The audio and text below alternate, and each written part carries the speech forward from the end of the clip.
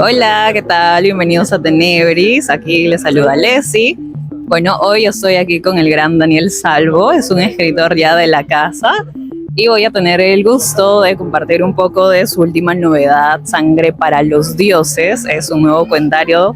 Justamente acabamos de salir de la presentación y nos va a comentar un poco de las historias dentro, ¿no, Daniel? ¿Qué título tan llamativo? Sangre para los Dioses.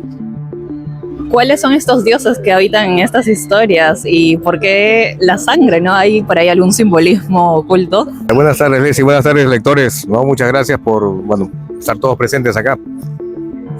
El título en sí es de un cuento, ¿no? Y que da título a toda la antología. Es, una investigación que hace un personaje que le he tomado prestado a José Witch, ¿no? Que es Pablo Teruel, que es un periodista que sería pues nuestro equivalente quizás a un occult doctor que le dicen los, ¿no? En ámbitos anglosajones, ¿no? O sea, un investigador del oculto, ¿no? Como John Silence, quizás de Algernon Blackwood. Y pues este personaje, en las aventuras que le ha hecho José Witch, ¿no? Que le he dedicado ahí, él se topa pues con monstruos, con alienígenas, con realidades paralelas. Entonces dije, a pedido de Elton Honores, se creó un volumen, ¿no? En homenaje y nació esta idea. Dije, mira, ¿qué pasaría, no? Si en sus investigaciones, ¿no? Periodísticas, pero él se encuentra con que hay cultos prehispánicos que superviven, ¿no? En el presente, ¿no? Y pues no son cultos meramente adoratorios, sino exigen sacrificios, ¿no? Exigen sangre. Y se vincula quizás con una época sanguinaria de la época de la historia del Perú, ¿no? Que cuando lo lean lo podrán, no solo prehispánicos, sino los mismos 80, ¿no? Si lo leen podrán entender esos dioses, ¿no? También hay algunos cuentos donde se homenajea o se rinde respeto, culto a los dioses lovecraftianos, ¿no? Pero desde nuestra perspectiva peruana, ¿no? Quizás muy peruanísima, muy latinoamericana.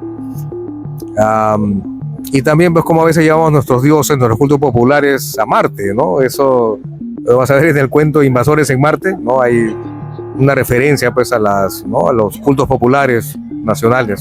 Bueno, ahí Daniel ha mencionado algo bastante interesante y es que hay inspiración Lovecraftiana, que creo que es algo que está presente también en tu primer cuentario. Y quizá aquí una pregunta curiosa es, hablas de rituales, ¿no? De sacrificios. Como escritor, ¿cuáles son esos rituales de Daniel sobre la escritura? ¿Hay algo ahí particular que haces antes de escribir o quizás después de escribir? ¿Algo que quieras ahí compartirnos? Va a parecer un cherry, como dicen, ¿no? Pero un ritual es antes de empezar cada semana. Voy a no voy a decir el nombre de la tienda, pero pido un café y una dona. Y ese es mi inicio de la semana, ¿no? Como para arrancar, y eso ya pues me impulsa, me da energías para escribir a lo largo de la semana. No, me está malogrando el hígado, pero es un gusto adquirido. Y dime, ¿hay alguna quizá noticia, leyenda o alguna experiencia personal que te haya como servido de inspiración para algún cuento en particular? Mira, en concreto sería esta,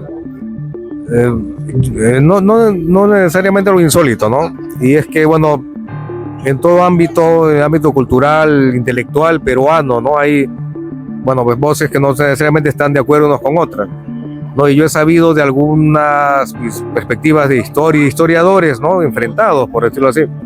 Algo de eso se traduce en el cuento Sangre para los Dioses, precisamente, ¿no? Y he tenido que cambiar un nombre para que no sea pues una referencia tan obvia, pero pues quienes conocemos a los historiadores peruanos saben, este pensaba así, ¿no? Historiador quizás de orientación marxista y otro historiador, ¿no? Más tradicionalista quizás, o más al alcance pues del lado humano, aterrador de nuestras tradiciones, ¿no? O sea, no todo se puede. Mira, yo soy un gran admirador de Isaac Asimov, ¿no?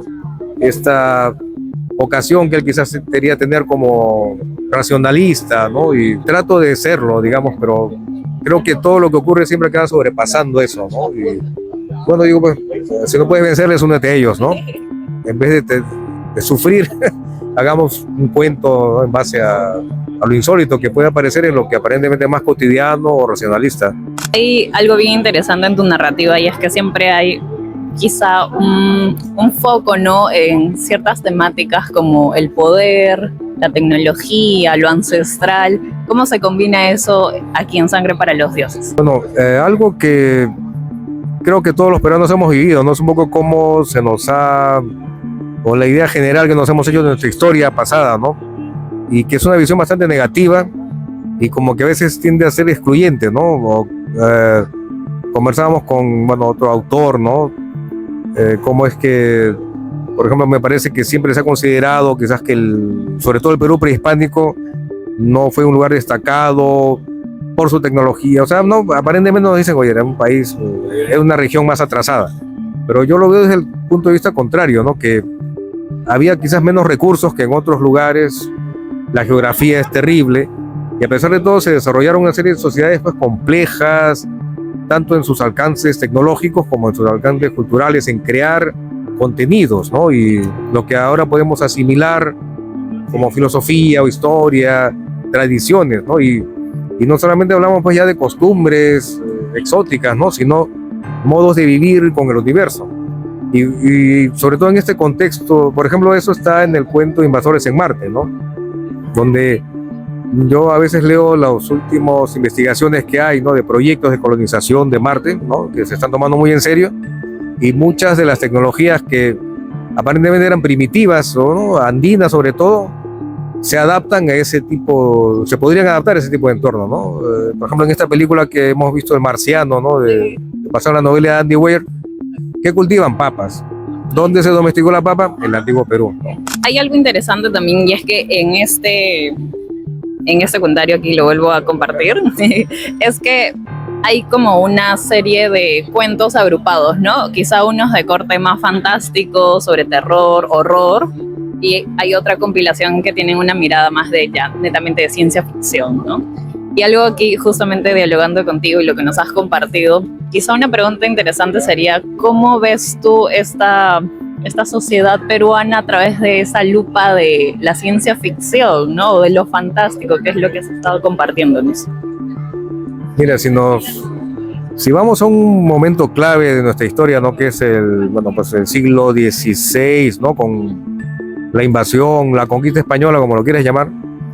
Yo creo que se podría asimilar un momento en el que, por ejemplo, imagínate que descubrimos vida extraterrestre, ¿no? Obviamente en otro planeta. Todos los humanos decidimos colonizarlo, ¿no? Y bueno, pues decimos, mira, los habitantes de ahí, ¿no? No saben tantas cosas, entonces vamos a darles nuestra civilización, ¿no? O sea, vamos a hacerlos parte del mundo o algo así. Pero los siglos que han pasado, pues no parece que se haya logrado esa asimilación, ¿no? En el sentido de, se discute hasta el momento, ¿no? Y en esta feria vamos a comprobarlo, hay una cantidad bastante significativa de libros que nos revelan eso, ¿no? Que somos una sociedad, pues, muy fragmentada, quizás. Y bueno, pues no, siendo un poco cínico o aprovechado, aunque no lo creas, ese contraste, ese roce, quizás ese conflicto, ¿no? Entre varios Perús o varias Limas que puede haber, es una forma de generar ficciones también, ¿no?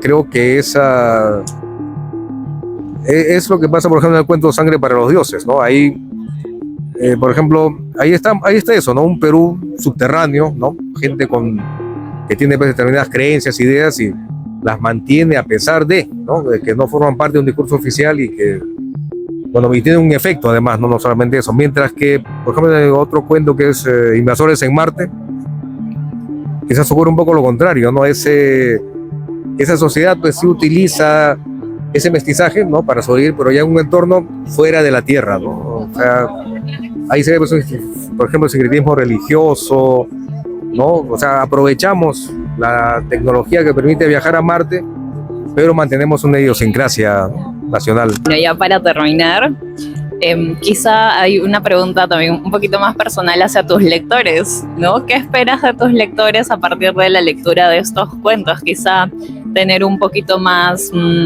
de reflexión, de esperanza, o quizá una mirada más oscura. Creo que se inclina más por el lado de la reflexión, ¿no? Y es que quizás, bueno, a veces pienso que tengo una vocación, no sé, por la enseñanza, ¿no? Por la docencia, que bueno, se frustró en algún momento, ¿no? Quizás yo mismo no lo sabía porque, mira, en mi época, y mira, ya, pues, en los 70 y 80, digamos, la profesión de maestro, de profesor, no era muy valorada por las familias, ¿no? Las familias de clase media a las que pertenezco buscaban otro tipo, había una cierta presión, ¿no? A que debe ser colegio, ya pues o trabajas o estudias, ¿quién quiere trabajar? Y si estudias, pues estudia algo útil, digamos, ¿no? Y incluso ahora me parece que la docencia nunca ha terminado pues de ser vista como una profesión que es clave, ¿no? Por ejemplo, yo he viajado a China en el año 2023 y ahí pues el maestro es una institución, ¿no? O sea, además al contrario es, no cualquiera es profesor, ¿no? No cualquiera es maestro, ¿no? Y tienen pues una visión en Japón, en los pueblos orientales, de reverencia hacia los docentes, ¿no? Porque es obvio, ¿no? Están transmitiendo el conocimiento. Y mientras que en el Perú, lamentablemente, pues se ha precarizado bastante eso, ¿no? Quizás en los cuentos que escribo hay también un poco de esa vocación de enseñanza, ¿no? Más que nada quisiera que pensaran los lectores, ¿no? Las lectoras, no en lo que perdimos, ¿no? Sino en las posibilidades que todavía podemos recuperar, ¿no? De crear, ¿no? Crear nuevas historias.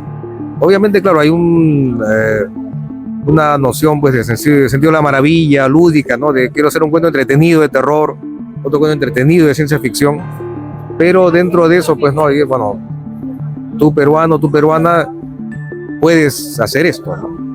Tenemos un camino abierto, digamos. Muchísimas gracias, Daniel. Aquí la gente tenebrosa va a estar súper a gusto escuchándote. Gracias. Es un placer siempre tenerte y compartirte, así que pueden encontrar el libro, está publicado por la editorial Pandemonium. También pueden buscar a Daniel en las redes y también en su blog. Coméntanos un poquito dónde te podemos encontrar. Bueno, más que nada en las redes ya, porque parece mentira, pero dedicar tiempo a un blog pues, se va convirtiendo en una actividad un poco exigente, ¿no? Y ya no siempre se puede mantener. Pero bueno, siempre tengo pues el Facebook básico, que es donde nos hemos quedado. Genial, hasta luego, chao.